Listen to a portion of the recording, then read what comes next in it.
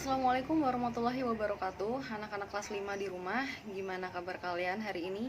Semoga tetap sehat dan tetap semangat selalu dalam lindungan Allah Subhanahu wa taala. Amin.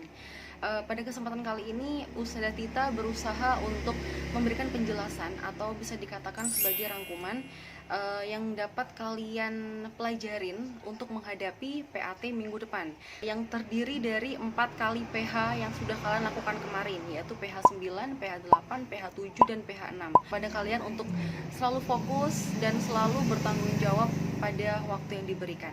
Oke, for the first, gerak variasi dalam olahraga renang. Jadi berangkat dari kata akuatik.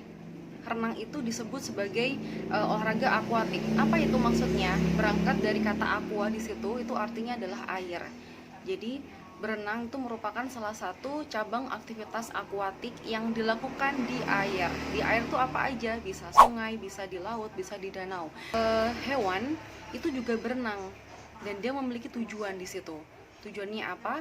Dia mencari mangsa, mendinginkan suhu tubuh, serta berpindah dari suatu tempat ke tempat yang lainnya.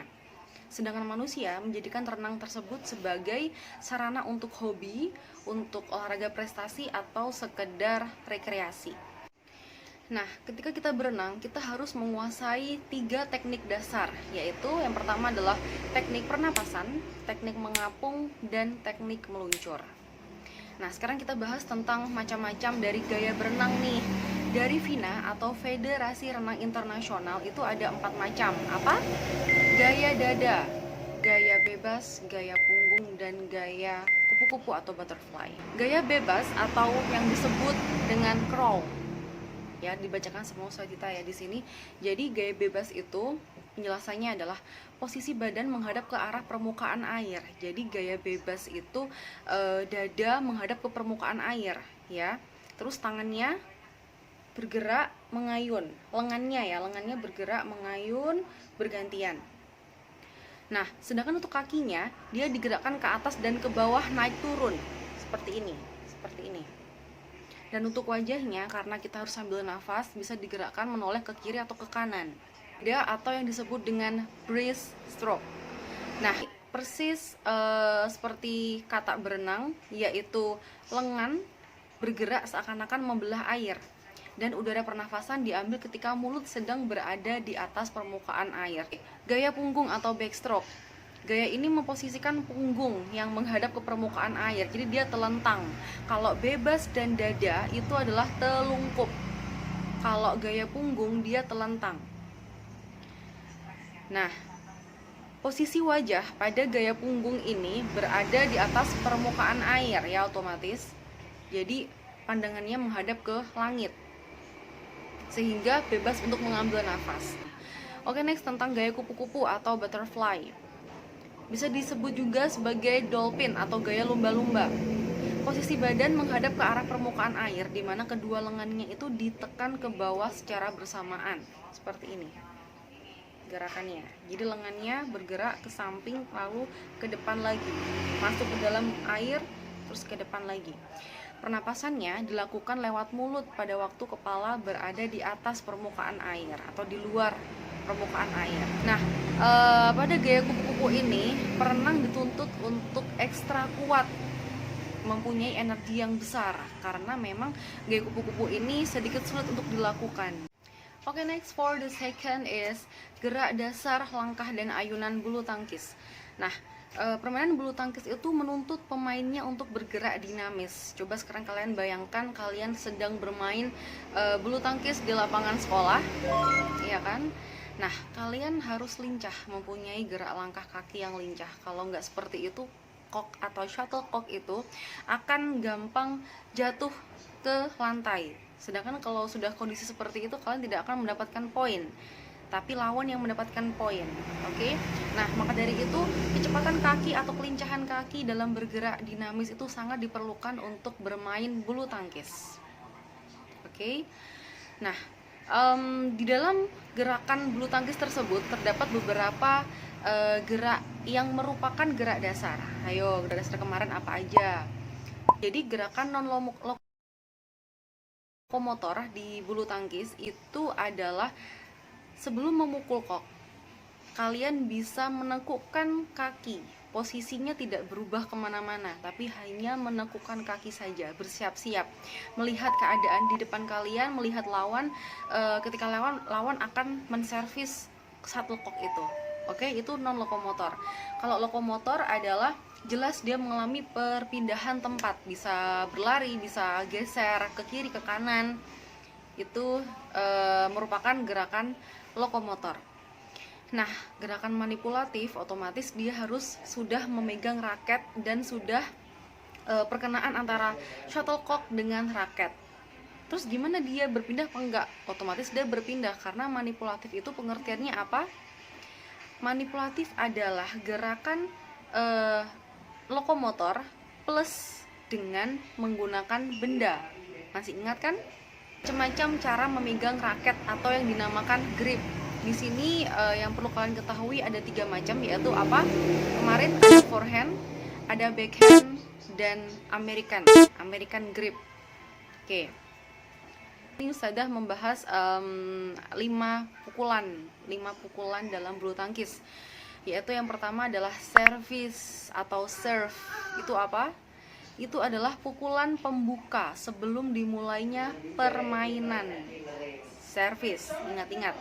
Oke, yang kedua adalah smash. Smash itu artinya adalah pukulan keras, tajam, cepat, dan menukik ke bawah yang bersifat mematikan lawan. Jadi smash itu susah sekali untuk diantisipasi.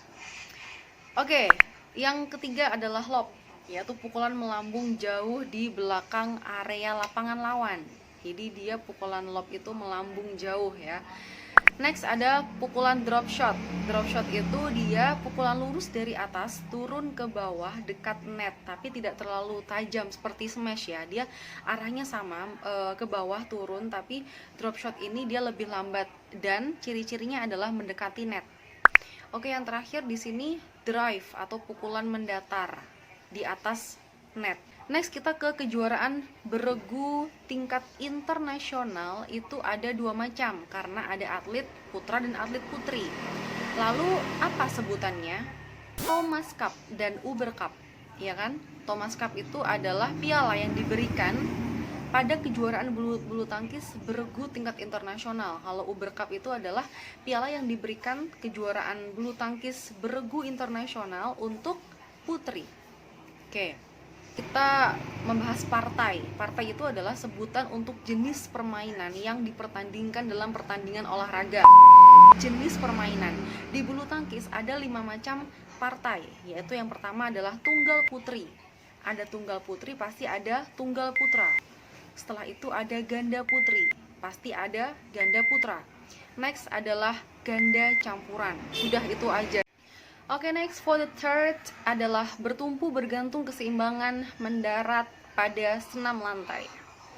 Nah, sekarang kita membahas tentang senam lantai atau yang dikatakan senam artistik. Apa itu? Rangkaian gerak ketangkasan atau keterampilan dengan menggunakan alat atau tanpa alat. Itu disebut dengan senam artistik. Dan di dalam senam artistik itu banyak sekali macam gerakan-gerakannya ya. Untuk atlet putra itu apa, atlet putri itu apa. Tapi kebanyakan sama, termasuk kepada alat-alatnya. Nanti kita bahas alatnya apa saja, putra apa saja, yang putri apa saja. Oke, sekarang kita bahas sedikit tentang gerakan dasar di dalam senam artistik. Yang pertama adalah handstand. Handstand itu apa? Jangan sampai tertukar dengan headstand ya. Handstand dan headstand. Handstand bertumpu pada kedua tangan, kakinya lurus ke atas.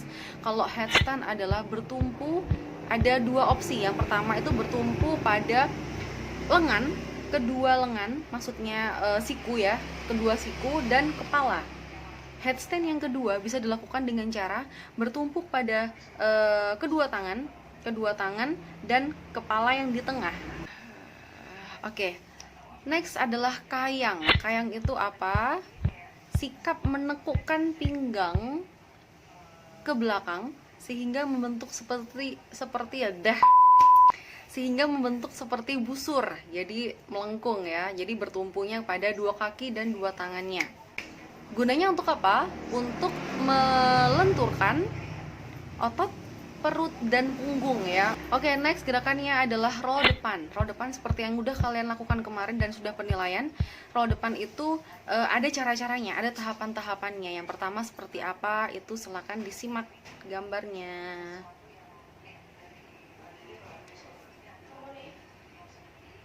Oke, roll belakang. Roll belakang sama seperti roll depan, bedanya adalah arahnya, oke?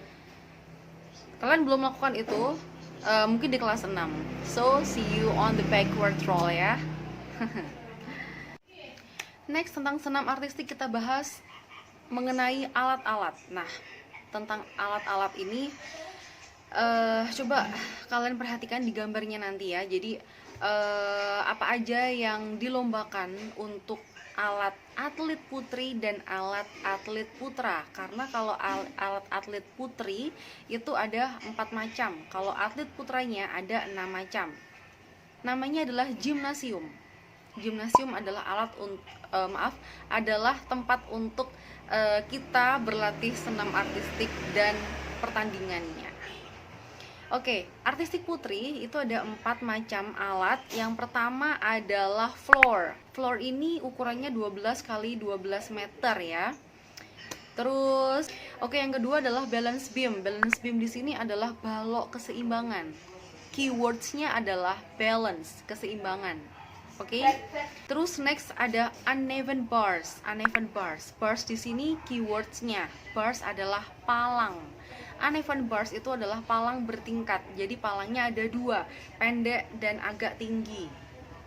Yang terakhir adalah alat yang namanya vault atau vaulting ya. Dia buat lompat, lari terus lompat ke alat vault itu lalu mendarat. Vault.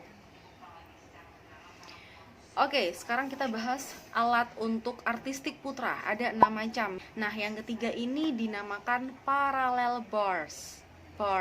Dia palang juga, tapi disusunnya paralel ya, jadi bersampingan, ada dua bars di situ, makanya disebut sebagai parallel bars. Terus ada yang namanya horizontal bars, itu terdiri dari satu palang saja, namanya horizontal bars. Oke, next ada yang namanya rings atau gelang-gelang. Ada yang namanya pommel horse atau kuda-kuda pelana. Pommel horse. Oke, next for the last, yaitu pembahasan kita tentang gerak dasar permainan bola basket. Tidak jauh-jauh dari pembahasan yang kemarin-kemarin, tetap sama. Yang jelas Ustazah berusaha untuk memporsikan atau menyusun soal-soalnya tidak terlalu banyak dan tidak terlalu sedikit juga. Oke, kita bahas tentang bola basket sedikit di sini. Bola basket adalah termasuk salah satu contoh dari permainan bola besar, yang satu timnya terdapat 5 orang pemain yang menempati posisinya masing-masing. Nah, ketika 2 tim bola basket ini akan bertanding, sebelum itu apa yang dilakukan oleh wasit? Wasit melakukan yang namanya jump ball, oke, atau melambungkan atau memantulkan bola itu. Nah, untuk gerakan di dalam bola basket itu juga banyak sekali yang merupakan gerak dasar yang sudah kita bahas di bulu tangkis tadi kan, di basket juga ada tentunya. Nah, gerakan manipulatif yang ada di permainan bola basket itu apa coba?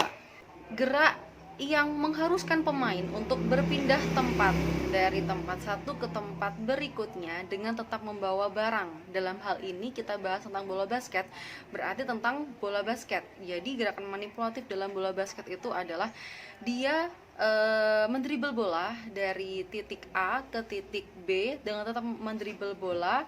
Dia kan otomatis tetap membawa barang di situ.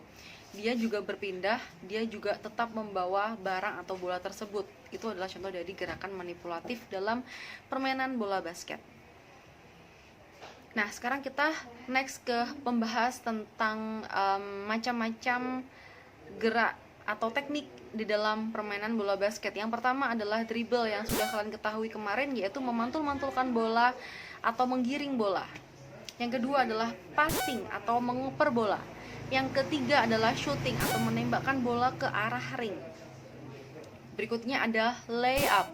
Layup itu juga sama-sama seperti shooting, tapi gerakan awalnya dia melangkah 2 kali dulu, habis itu dia melompat langsung mengarahkan bolanya ke arah ring. Itu layup ya. Yang kelima adalah rebound. Rebound itu maksudnya adalah mengembalikan bola yang gagal ke ring. Jadi ada tim kalian itu berusaha untuk menembakkan atau shooting bola ke arah ring tapi ternyata tidak masuk. Di situ kalian berusaha untuk menjadi pemain yang melakukan gerakan rebound. Kalian melompat langsung menjemput bola itu memasukkan ke dalam ring lagi. Nah, yang terakhir di sini adalah slam dunk. Seperti yang mungkin kebanyakan kalian ketahui, slam dunk itu adalah keywordsnya bergelantungan di ring. Setelah dia shooting, dia lay up, dia memasukkan bola, langsung dia bergelantungan di sekitar lingkaran di ring tersebut. Oke, alhamdulillah pembahasan 4 materi kali ini sudah selesai. Semoga kalian dimudahkan untuk mengerjakan soal PAT minggu depan yang berjumlah 25 soal itu. Tetap jaga kesehatan untuk kalian semuanya di rumah dan tetap jaga semangatnya. Wassalamualaikum warahmatullahi wabarakatuh.